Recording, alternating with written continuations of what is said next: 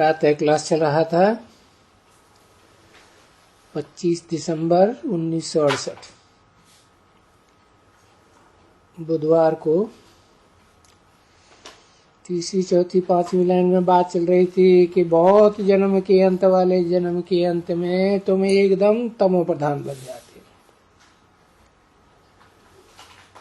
बिल्कुल ही जो तमो प्रधान सो बिल्कुल ही सतो प्रधान बन जाते हो सदैव सदैव।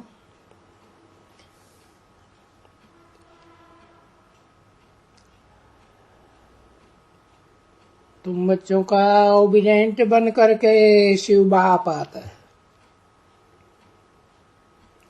देखो तुम बंदर खाओ अंदर में, तो हम क्या बन गए हैं, कितने छी बन गए, और कितने अति छी को अति वाहवा जो होता है, जो कभी विकार में या छी में जाता ही नहीं, बनता ही नहीं, वो बैठ करके पढ़ाते हैं। गोया भगवान मेहतरों को बैठ करके पढ़ाते हैं। ऐसे कहेंगे ना बच्चे,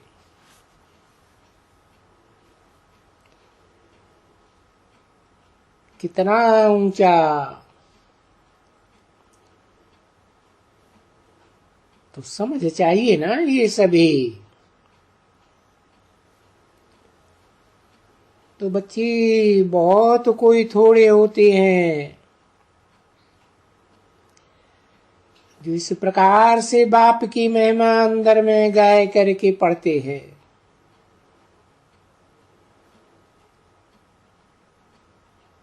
क्या बाप और कहाँ हम, खुद बाप कहते हैं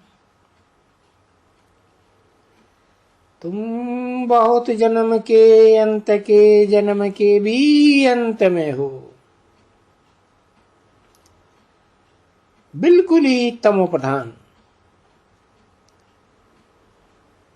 और तुम जानते हो कि मैं तुम सभी तमो प्रधान को सतो प्रधान बनाने वाला हूं। तुमको क्या कर रहा हूं, पढ़ा रहा हूं।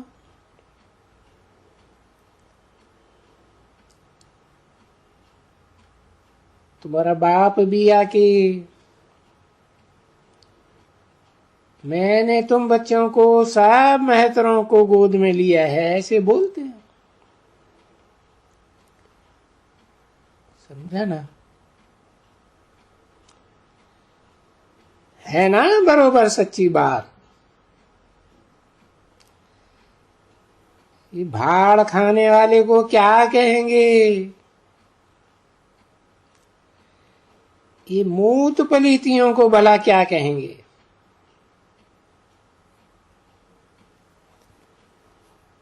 तुम्हारा गीत है ना,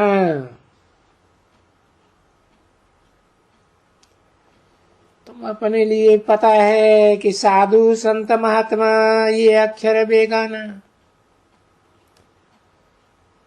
वो बेचारे तो कुछ समझते ही नहीं है। जो भी भक्ति करते हैं उनमें कोई भी समझ नहीं है, क्योंकि जो बहुत में बहुत भगत हैं, देखो कितने घमंड है उन भक्तों को।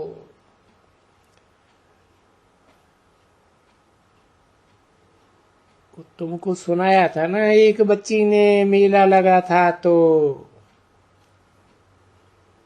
वो कितना एकदम क्रोधी था,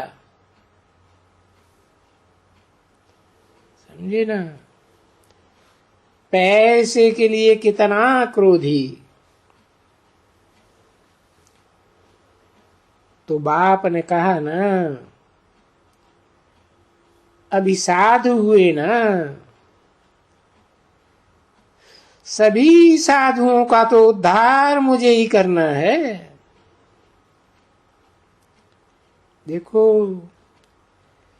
इसलिए भागवत में लिखा हुआ भी है, जो अपन को ईश्वर कहलाते हैं वो हैं हिरण्यकश्यप। हिरण्यकश्यप और हिरण्याक्ष ऐसे दैत्य हैं।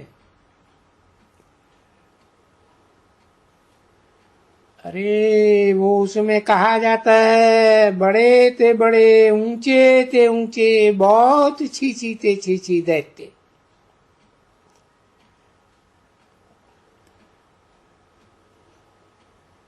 तो ऐसे उस दैत्य के ऊपर ही तुम लोगों का गीत था। हाँ,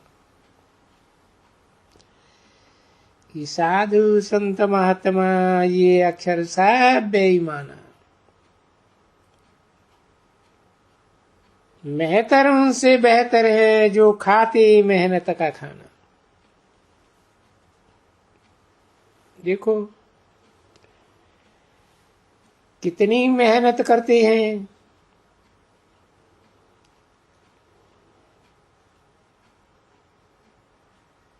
अगर ये गंद की सफाई करने वाले ना होवे तो कितनी गंद हो जाए, है ना बरोबर। और अभी अगर ये महात्मा ना होवे तो क्या कोई गंद हो जाएगा क्या? ये तो और ही गंदा बनाते हैं, मनुष्यों को पतित बनाते हैं ना। तभी बाप आकर के पूछते हैं ना, मीठे मीठे बच्चों, लाडले बच्चों, याद है ना तुमको? हम 5000 वर्ष पहले आकर के तुमको इतना पावन बनाया, स्वर्ग का मालिक बनाया। अभी हिसाब तो बताओ कि तुम नरकवासी कैसे बने और किसने बनाया? किसी का नाम तो बताओ। भले तुम कहेंगे रावण संप्रदाय,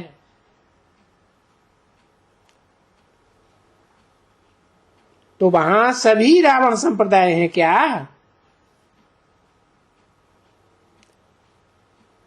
बाप कहते हैं ना, जो अपन को ईश्वर कहते हैं वो तो बड़े से बड़ा बेवकूफ ठहरा एकदम।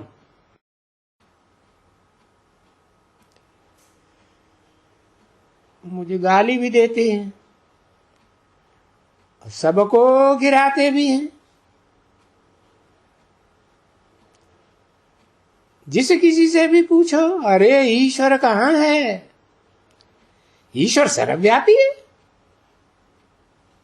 देखो, बात ये कहते हैं सर्वव्यापी है,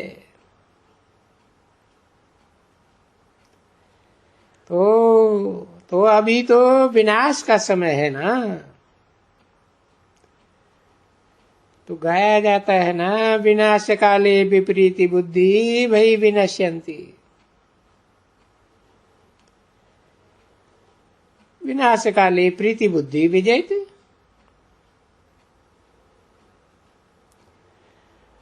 अभी प्रीति बुद्धि भी जितनी जितनी प्रीति बुद्धि इतना इतना ऊंच पद। देखो बाबा बच्चों को कितना क्लियर करके समझाते।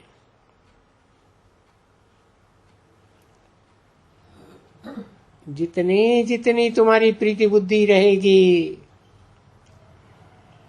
जितना जितना बहुत याद करेंगे, वो भी बताए देते। देखो लड़ाई का मैदान है, युद्ध का युद्ध स्थल है, ये युद्ध का मैदान है। तो अभी ये युद्ध का मैदान कौन सा है? ये तो कोई भी साधु संत महात्मा जानते ही नहीं। युद्ध ये कौन सी है युद्ध, या गीता में भगवान कौन सी युद्ध समझाई है?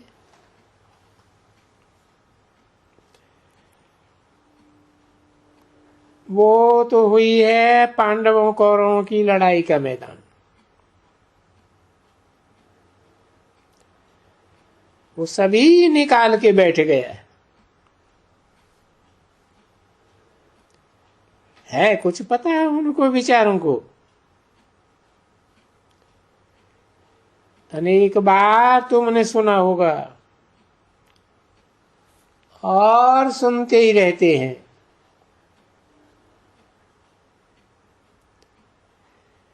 तो ये युद्ध का स्थल है,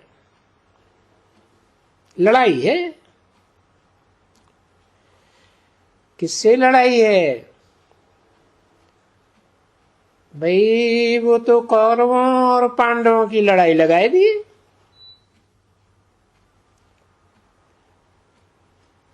अभी कौरव और पांडव हैं जरूर,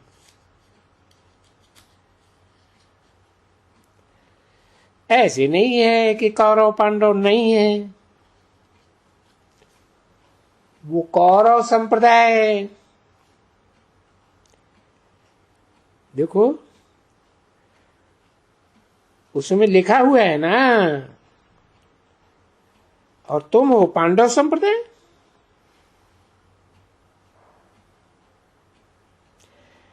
अभी कौरव और पांडवों की युद्ध तो कोई है नहीं, है ना?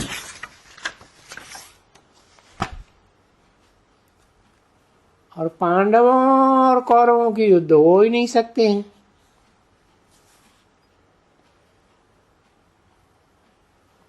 कि पांडव कहा किसको जाता है?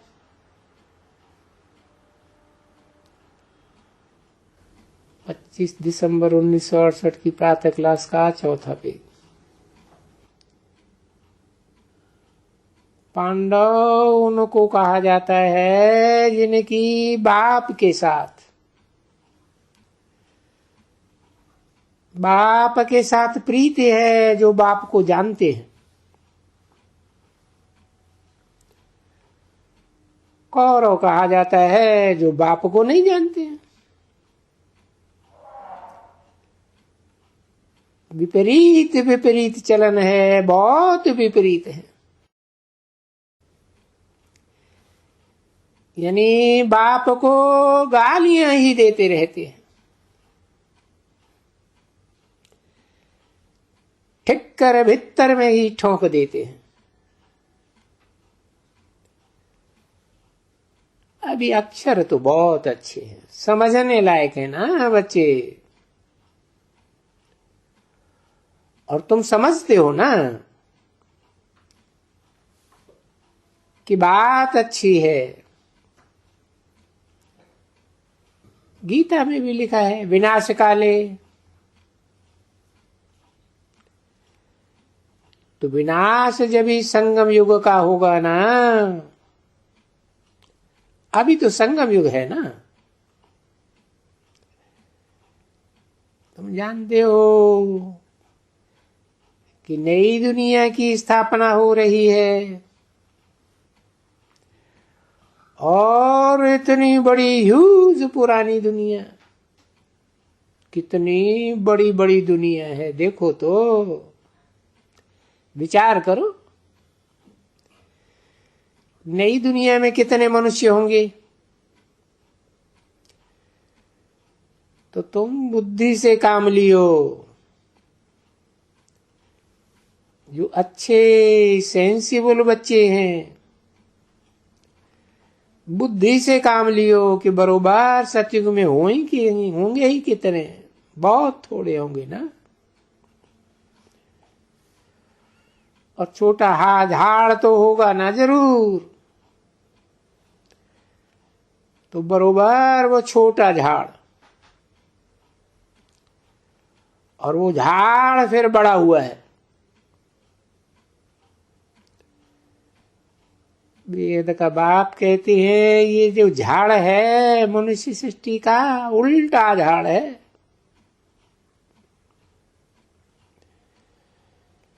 ये भी तो समझते हो। अभी ये उल्टा झाड़ है। इस बात को ये एक भी मनुष्य नहीं जानते कि ये मनुष्यों का उल्टा झाड़ है। और इस उल्टे झाड़ में मनुष्य सृष्टि का बीज ऊपर में है।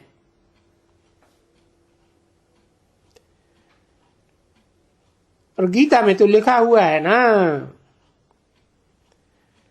ऊर्ध्वं मूलम अधः शाखा, लिखा हुआ है। ये अश्वत्थ नाम का उल्टा झाड़ है।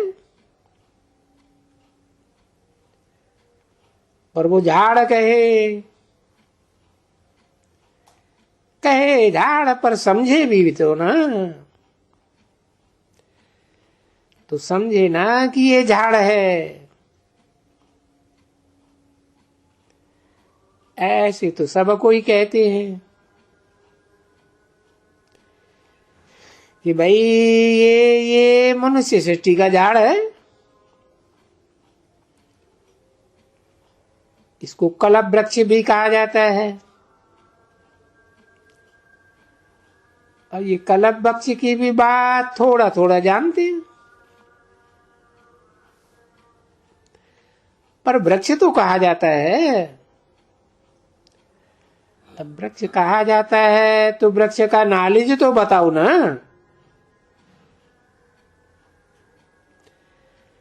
तो और सभी वृक्षों का नॉलेज बिल्कुल इजी है।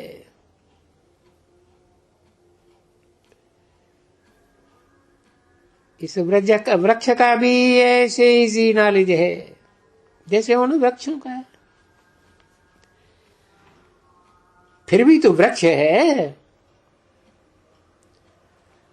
परंतु ये है ह्यूमैनिटी का झाड़। इनका फिर ह्यूमन को मालूम ही नहीं है।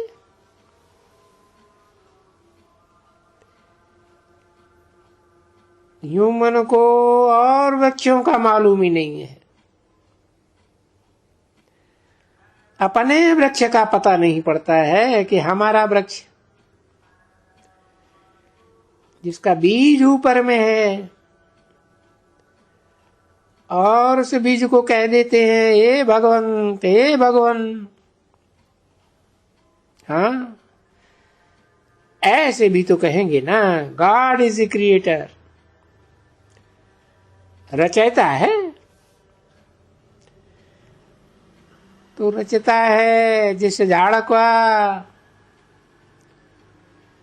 चैतन्य झाड़ का,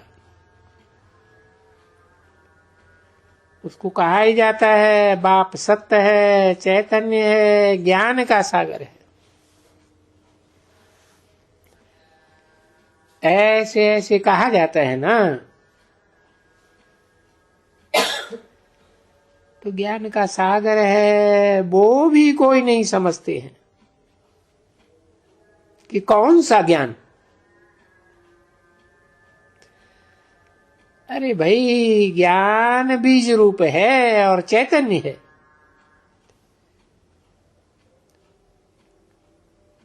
तो बीज का बाप हुआ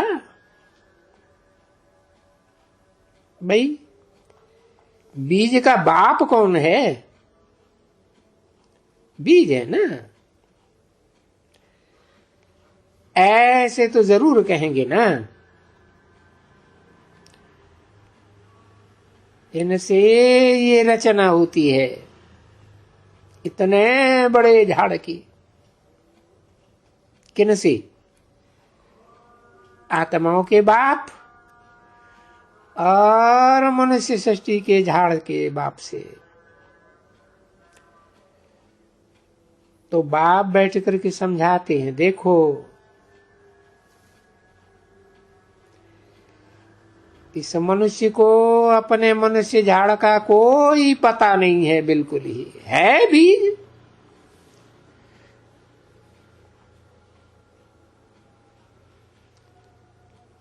अभी तुम बच्चों को और सब झाड़ों का पता है।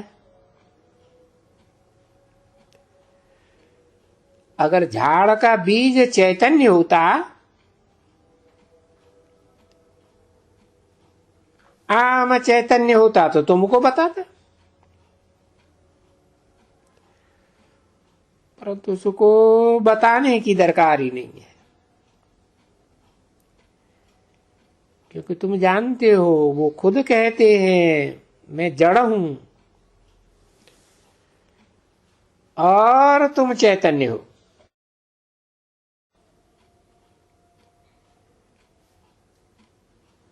और तुम चैतन्य होने के कारण तुम ही हमारी रचना को जानते हो, समझा ना। बोलते नहीं है पर समझ में तो ऐसा आता है ना। अभी उनको तो जानते हो, परंतु ऐसे भुट्टू के अपने बरी को मनुष्य दूसरे बीज के झाड़ को मान जानते हैं, अपने बीज के झाड़ को जानते ही नहीं, कोई भी नहीं जानते, बीज को ही नहीं जानते, समझा ना। ऐसे थोड़े ही कहेंगे कि सर्वव्यापी है। भाई सर्वव्यापी तो वो जड़ है ना, वो जो जड़ बीज है वो सारे वृक्ष में व्याप्त है। उसमें आम होता है, तो जो भी आम होते हैं उन सभी आमों में बीज तो है ना। हाँ, वहां कह सकते हैं भाई जो सभी आम है उसमें सबका जो बीज है ना वो व्यापक है।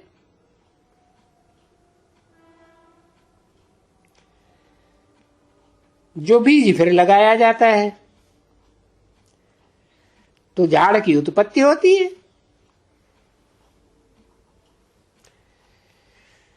तो ये तो बाप डिटेल में समझाते हैं।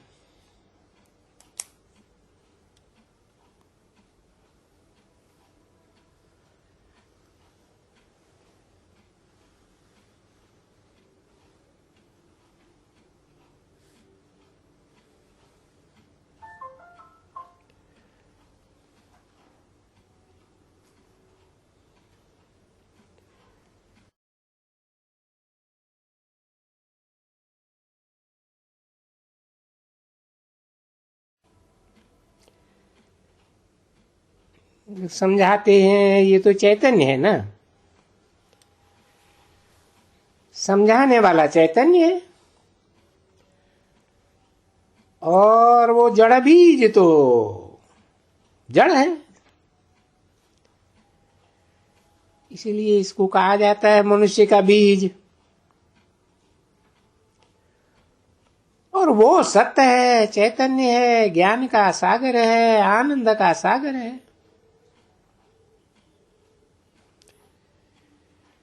तो सत्य है वो चैतन्य है। तो देखो चैतन्य है तो बातचीत कर सकते हो ना।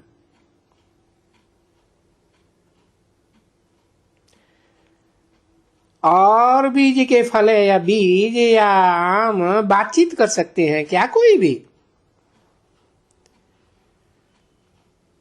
तो इसलिए मनुष्य का जीवन, मनुष्य का तन सबसे ऊंचे गिना गया है। फिर उसमें भी, उन मनुष्यों में भी ये जो तुम्हारा तन है ये सबसे ऊंचे गाया गया है। इसको ही कहा जाता है अमूल्य। इसका कोई भी मूल्य नहीं कथन कर सकते हैं, तब नहीं कथन कर सकते हैं जबकि बाप आकर के आत्माओं को समझाते हैं।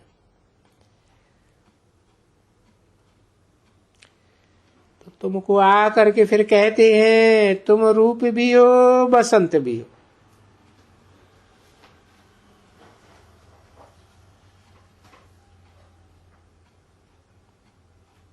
तुम्हारी आत्मा भी है, उस आत्मा का रूप है और वो ज्ञान का सागर है। तो उस सागर से क्या ज्ञान निकलते हैं, उनसे क्या निकालते हैं? रतन निकालते हैं। समझे ना? वो नहीं है हीरे मोती बाहर वाले, नहीं। इसको कहा जाता है एक एक ज्ञान का वर्षा, वो रतन है।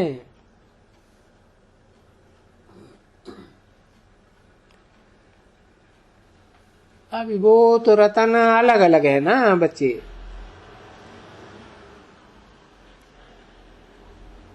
ये ऐसे रतन है जिन रतनों से पढ़ने से वो रतन तुम्हारे पास ढेर मिल जाते हैं।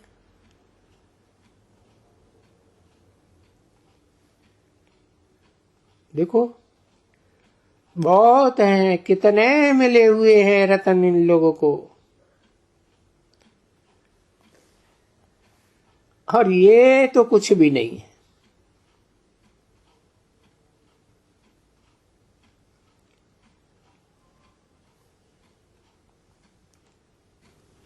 पच्चीस 12/1968 की प्रातः क्लास का 5वां पेज, तीसरी चौथी लाइन। अगर अगर बुद्धि से जानो कि ये स्वर्ग है भी क्या है, जिसे कि तुम अभी मालिक बनने वाले हो, समझे ना? तो बाप कहते हैं जब भी किसी को लॉटरी मिलती है ना, कोई कोई वक्त में बड़ी बड़ी लॉटरियां कोई को मिलती है, तो फिर वो चरिया हो जाते हैं।